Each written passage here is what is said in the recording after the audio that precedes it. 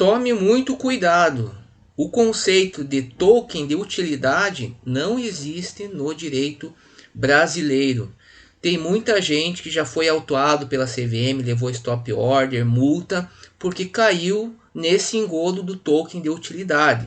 Por que eu estou falando isso? Bem, hoje eu vou responder uma questão que foi trazida por um dos nossos inscritos no nosso tutorial, um tutorial que eu preparei para você que nunca ouviu falar sobre a palavra tokenização, onde nós tratamos basicamente de tokenização de ativos reais desde o início mesmo, desde o básico do básico até um projeto prático, que eu vou deixar a vinheta depois para que vocês possam entender melhor, porque o objetivo aqui é responder uma questão que foi trazida nesse tutorial e que se refere a essa questão do token de utilidade. Vamos primeiro ver qual que foi a questão trazida aqui. Deixa eu passar aqui.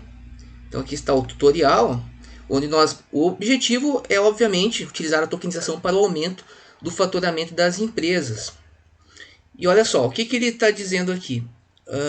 É o Cristiano Alves, isto.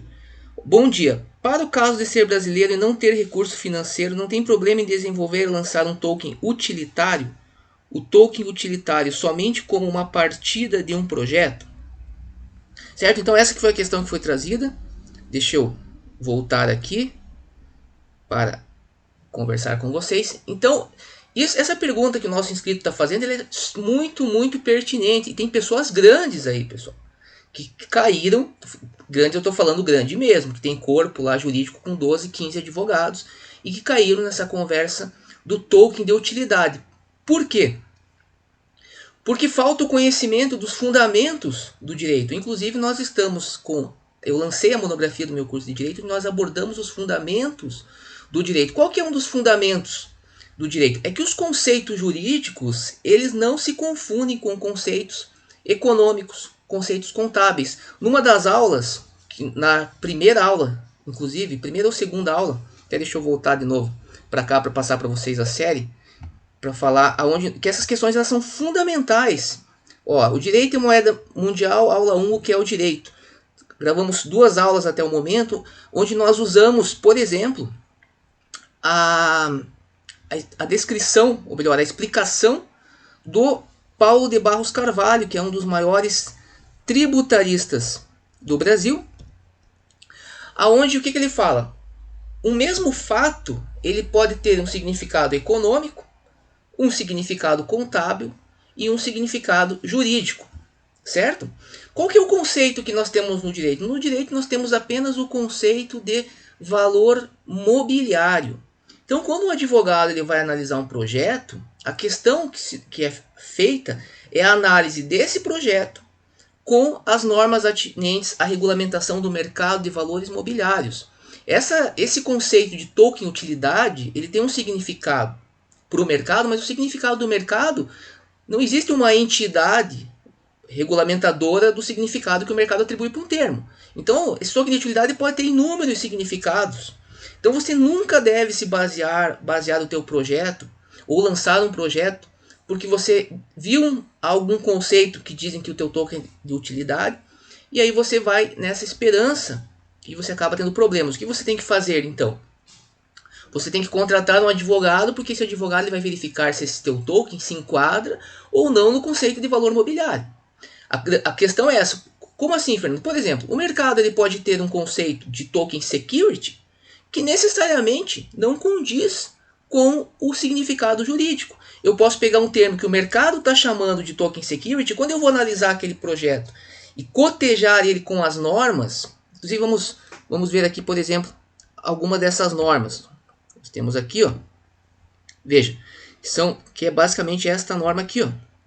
Dispõe sobre o mercado de valores mobiliários e cria a comissão de valores mobiliários. Então veja que nós temos, por exemplo, são valores mobiliários sujeitos ao regime dessa lei, as ações, debêntures e bônus de subscrição. Ou seja, então se eu criei um token e esse token ele representa uma ação, ele representa uma debênture, um bônus de subscrição, ele já está sendo sujeito à disciplina dessa lei e a sua oferta pública dependerá de autorização da CVM, oferta pública, não oferta privada, certo?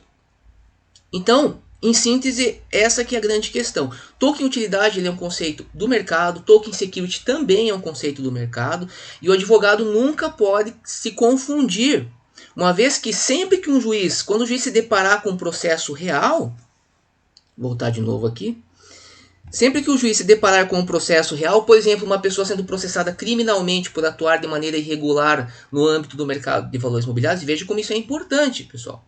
Você emitir um token que é um valor mobiliário, ofertar esse token publicamente sem autorização, conforme disposto em lei, você estará sujeito a uma pena criminal, certo?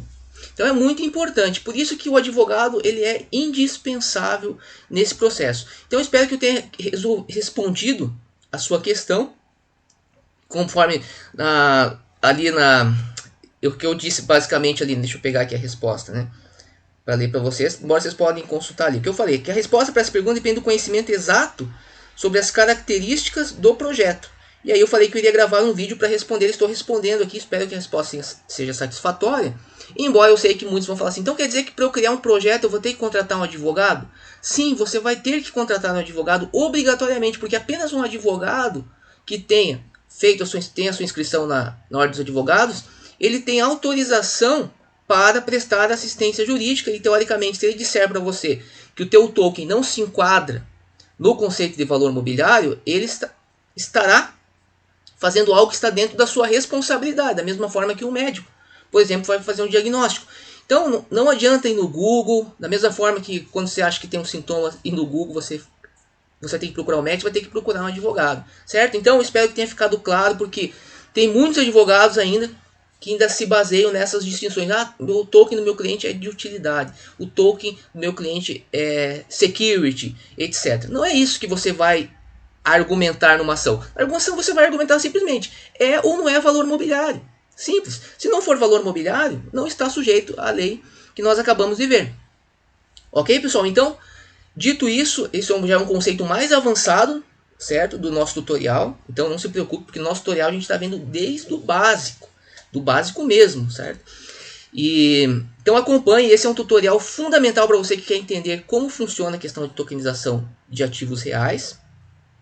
Nós falaremos de já estamos falando de questões interessantes, ainda mais bem do básico, mas falaremos ainda de coisas bem aprofundadas, como por exemplo o uso de stablecoins hoje na atividade. Será que eu posso utilizar stablecoins? Isso pode trazer vantagens para o meu negócio? Stablecoins hoje já estão sendo vendidas, por exemplo, no Magazine Luiza. Então não é uma coisa assim que você acha que é lá do futuro, né? de outro planeta. Não, é algo que já é uma realidade. O Banco Central já mapeou aí uma grande importação de stablecoins. Os empresários já estão utilizando, mas isso é uma coisa mais avançada. E nós vamos falar bem mais à frente.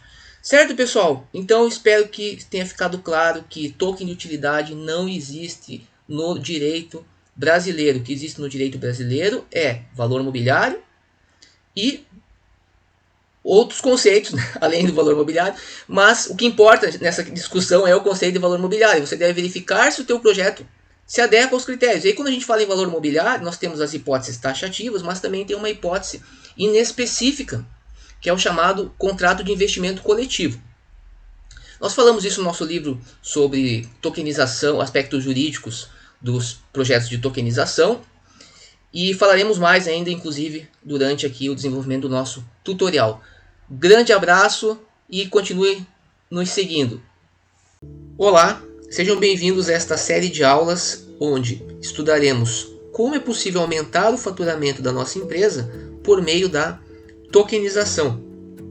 Meu nome é Fernando Lopes, eu sou um advogado com avançados conhecimentos em programação aplicável a criptoativos, reconhecido no Brasil como um dos pioneiros na prestação de assessoria jurídica para projetos de tokenização, e nessa série de aulas eu vou te explicar desde o início do conceito de tokenização até as possibilidades para uso desta importante ferramenta, de modo que você venha aumentar o faturamento da sua empresa.